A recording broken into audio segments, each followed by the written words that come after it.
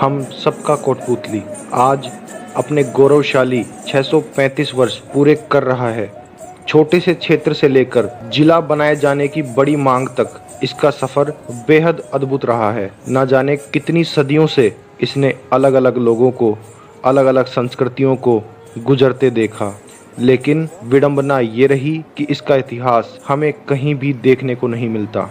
सिर्फ कोटपुतली के सम्माननीय शिक्षाविद और लेखक MP शर्मा की किताब तोरावाटी का इतिहास कोटपुतली के बारे में विस्तृत प्रकाश डालती है। हम सभी को वो किताब जरूर पढ़नी भी चाहिए। हमने इस संदर्भ में लोगों से जानना चाहा कोटपुतली की ऐतिहासिक पृष्ठभूमि कैसी रही, सामाजिक, राजनीतिक और आर्थिक स्तर पर कोटपुतली में तब और आज के कुछ वर्षों में कितना बड़ा बदलाव आया है। आप ये वीडियो पूरी देखें। समय के अभाव और व्यक्ति विशेष की व्यस्तता के कारण बहुत से लोगों से हम बात नहीं कर पाए, लेकिन आने वाले समय में उनके अनुभवों को आपके साथ जरूर साझा करने की कोशिश करेंगे। 1803 के अंदर यहाँ पर जो पूना से पेशावर तक की जो बात आई थी और मराठों के संघर्ष को देख करके अंग्रेजों ने जब देख लिया था कि भारत के अंदर से, राजस्थान के अंदर से कोटपुतली के स्थान है, उसका इतिहास है। मराठाओं को, राजपूतों को एक कर करके इन्होंने 1680 के अंदर ही मुगल सल्तनत को हिला दिया था। शिवाजी महाराज ने भी कोटपुतली के महत्व को प्रणाम किया था। राठ, मेवात, मत्स्य, शेखावाटी और तोरावाटी, इनका जोड़ा मिलवाने के लिए ही 1803 के अंदर से आज जो SDM का रेजिडेंस है, इसको लेक हाउस कहा जाता है। ये लेक हाउस उसका प्रतीक है 1803 का। हमारा जो गढ़ है कोटपुतली का किला, ये है शस्त्र और शास्त्र का भंडार, जिसके कारण पानीपत की तीसरी लड़ाई के अंदर इसको चुना गया। कोटपुतली के अंदर जो दिल्ली दरवाजा है, ये पानीपत की जो तीसरी लड़ाई हुई है उसके विजय के अंदर से बना हुआ है। कोटपुतली के अंदर से बात सुनिए। नागा पंथी, दादू पंथी, खालसा पंथी को एक किया। नागा पंथी वो समाज है जो समाज के अंदर से शस्त्र और शास्त्रों की शिक्षा देता है और युवाओं को तैयार करता है। नागा जी का मंदिर युवाओं का एक प्रकार से सामाजिक चेतना का और राष्ट्रीयता का प्रतीक है। कोटपुतली के इतिहास के संदर्भ में अलग अलग माइथोलॉजी और ऐतिहासिक कहानियों का संगम है। कहते हैं इस धरती पर अलग अलग संस्कृतियों ने अपना विस्तार किया। प्राचीन मत्स्य से लेकर खेतड़ी रियासत तक कोटपुतली का जुड़ाव रहा। 19वीं सदी में यहाँ स्वामी विवेकानंद जी ने भी कदम रखे। कोटपुतली के अंदर स्वामी विवेकानंद जी आए तो उन्होंने सरदार स्कूल के लिए शिक्षा के क्षेत्र के अंदर से खेतड़ी दरबार को कहा और सरदार अजीत सिंह ने कोटपुतली के अंदर अपने पिताजी के नाम से सरदार हाई स्कूल की स्थापना की। खेतड़ी रियासत एक सीमित संसाधनों व कम सैनिक शक्ति वाली रियासत थी। कोटपुतली आज़ादी से पहले जयपुर और पटियाला के महाराजाओं को लगान भी भरती थी। कहा जाता है कि दक्षिण से जब मराठों ने प्रसार शुरू किया तो उन्होंने कोटपुतली में भी अपना डेरा डाला। एक बार तो जयपुर के महाराजा ने खेतड़ी रियासत को मराठों से युद्ध हारने पर मराठों को भी युद्ध संधि राशि वसूलने के लिए सौंप दिया था। खेतड़ी रियासत से ही 2 पदवी पटेल और चौधरी थी। कोटपुतली की राजनीति का इतिहास भी बड़ा अनूठा रहा है। आज़ादी से पहले कोटपुतली खेतड़ी रियासत का हिस्सा थी। 1952 में पहले विधायक वैद्यनाथ के संस्थापक हजारीलाल शर्मा बने और दूसरा जो चुनाव हुआ था वो 1957 में हुआ था। उस चुनाव में रामकरण सिंह जी ने जीत दर्ज की थी, रामधारी मिली। वहीं कोटपुतली को जिला बनाने की मांग साल 1953 से ही शुरू हो गई थी, जो आज तक सतत रूप से जारी है।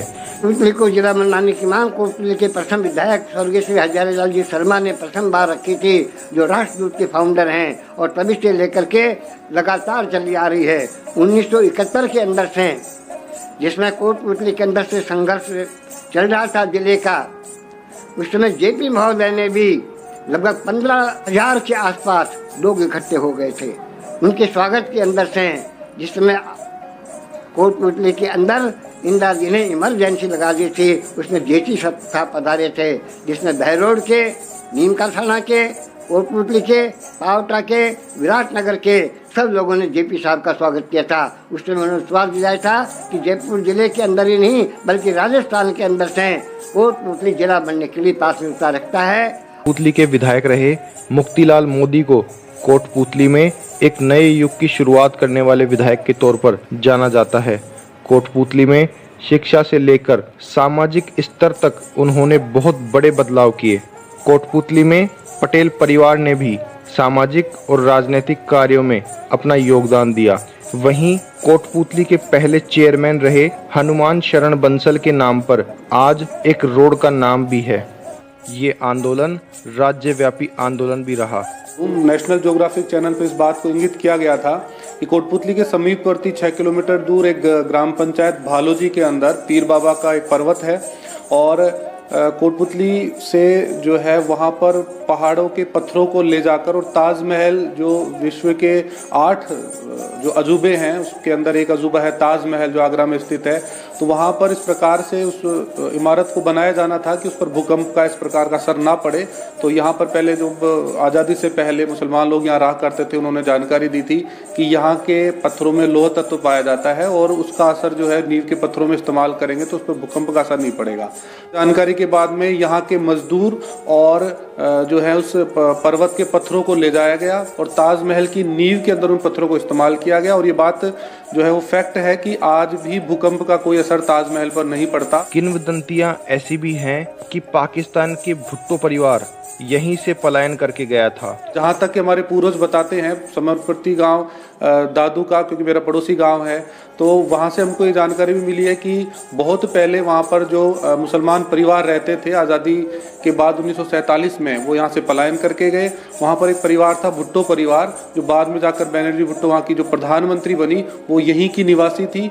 आज भी यहाँ की जो कस्टोडियन भूमि है तो उनके परिवारों के लोगों के नाम जो है वो उसमें इंगित है, उनके नाम वो ज़मीनें बोल रही हैं, जिसकी कस्टोडियन की बहुत बड़ी लड़ाई भी इस क्षेत्र के लोगों ने मिलकर लड़ी, जो कोटपुतली के इतिहास का आज तक का सबसे बड़ा आंदोलन रहा।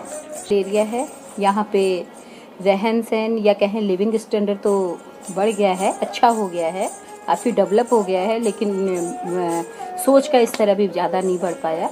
इसके लिए जब मैं आज से 20 साल पहले वकालत के क्षेत्र में आई तो मुझे काफ़ी कुछ सहना पड़ा कि लोग मेंटली स्तर पे मेरे को स्वीकार नहीं कर पाए कि कोई महिला इस प्रोफेशन में कैसे आ सकती है, ये तो जेंट्स का प्रोफेशन है। आप महिलाएं हैं, इस बात को तो आप भूल ही नहीं सकते हैं। सामाजिक सुरक्षा की जहाँ तक बात करते हैं कि हम अपने आप परिस्थितियों को ध्यान में रख के चलते हैं तो कभी इन चीज़ों का सामना नहीं करना पड़ता, लेकिन फिर भी चूँकि ये कोटपुतली के चारों तरफ हैं, जो इधर हरियाणा की सीमा लगी हुई हैं, इधर अलवर की सीमा है और इस तरह से जैसे अलग अदर स्टेट्स की सीमा लगी हुई है, तो थोड़ा क्राइम तो है ही, यहाँ पे देखना चलता है। हम लोग बढ़ाने की कोशिश कर रहे हैं। कोटपुतली का मुख्य व्यवसाय हमेशा से ही कृषि का क्षेत्र रहा है, लेकिन तब जमीन में पानी का स्तर ऊपर था, खेती के लिए उपजाऊ जमीनें थी। धीरे धीरे वक्त बदलने लगा, कोटपुतली में अलग अलग व्यवसाय पैदा होने लगे। पहले व्यापार तो अनाज का व्यापार तो कटली मंडी में था। बहुत अड़ोस पड़ोस के दूर दूर से माल आता था और बाहर जाता था। यहाँ का चना विशेष प्रसिद्ध था और लंबा बाजार में कपड़े की दुकान, किराने की दुकान, जूते चप्पल की दुकान, सुनारों की दुकान थी। अब वो लंबे बाजार में बिजनेस कम होने के बावजूद ये चौराहे साइड में ज़्यादा बढ़ता चला गया। विकास काफ़ी तेज़ी से हुआ है हर क्षेत्र में। चिकित्सा क्षेत्र देख लो या शिक्षा का क्षेत्र देख लो या परिवहन का क्षेत्र देख लो या ऑटोमोबाइल्स व्यापार, खेती बाड़ी व्यापार, सब यहाँ पे। होटल व्यवसाय भी यहाँ काफ़ी अच्छी मात्रा में फला फूला। आज कोटपुतली में बड़ी संख्या में रेस्टोरेंट मिलेंगे। दिल्ली और जयपुर से लगभग समान दूरी होने से भी व्यापारिक दृष्टि से कोटपुतली में अच्छा व्यापार रहा है। 2014 में इस बिल्डिंग को पुरानी बिल्डिंग के अलावा नई बिल्डिंग में शिफ्ट किया गया। पुरानी बिल्डिंग का नाम आज होटल सांवरिया है और नई बिल्डिंग का नाम आज होटल दीवान है। हर परिवार हॉस्पिटलिटी की सेवाएं लेते हुए अपने छोटे से छोटे आयोजन को भी भव्य स्वरूप में करना चाहता है, अच्छा खर्च करना चाहता है। लोगों की सोच में परिवर्तन आया है कि आज पहले जहां दुकानें छोटा बाजार और कटला के आसपास ही थी, आज चौराहे से भी आगे तक विस्तार हो चुका है। वहीं खनन भी क्षेत्र में बड़े व्यवसाय के रूप में स्थापित हुआ। कोटपूतली में एशिया की सबसे बड़ी सीमेंट फैक्ट्री भी स्थापित रही। हालांकि ये कोटपूतली के लिए फायदेमंद रही या घटते जल स्तर का कारण, ये डिबेट का विषय है। वहीं इंडस्ट्रियल एरिया ने भी कोटपूतली में रोजगार सृजन का कार्य किया। ये पहले पत्थर अपने कल्याणपुरा से आता था, अब जो पत्थर आ रहा है वो नीम का थाना से आता है, रेला और डोकन से, तो वहाँ पत्थर महंगा पड़ता है। चाय की हालत अब पहले से डाउन है। 1983 में हमारे दादाजी स्वर्गीय श्री राम रतन जी पटेल व हमारे ताऊ जी श्री हीरालाल जी पटेल द्वारा रखी गई। जिस टाइम में यहाँ कोटपूतली के आसपास और कोटपूतली के अंदर सिनेमा प्रेमियों की भारी तादाद थी। उस समय यहाँ पर 3 सिनेमा हॉल हुआ करते थे, जिनमें से Krishna talkies, Umrao cinema hall और हीरा मोती सिनेमा।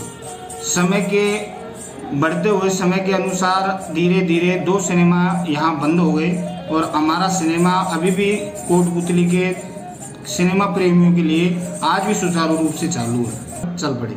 शिक्षा और स्वास्थ्य के क्षेत्र में जहां पहले सिर्फ सरकारी संस्थान थे, आज इन दोनों क्षेत्र में प्रगति दिखाई पड़ती है। कोटपूतली अपने हर दशक के साथ बदलता आया है। यहाँ के लोगों ने अलग अलग क्षेत्रों में अपना नाम कमाया है और उच्च पदों पर पहुँचे हैं। हमें हमारी ऐतिहासिक पृष्ठभूमि को याद रखने और अपनी जन्मभूमि को प्रगतिशील विचारों और समावेशी संस्कृति को जिंदा रखने की ज़रूरत है। ये वीडियो आपको कैसी लगी ज़रूर कमेंट में बताएं। समय के अभाव और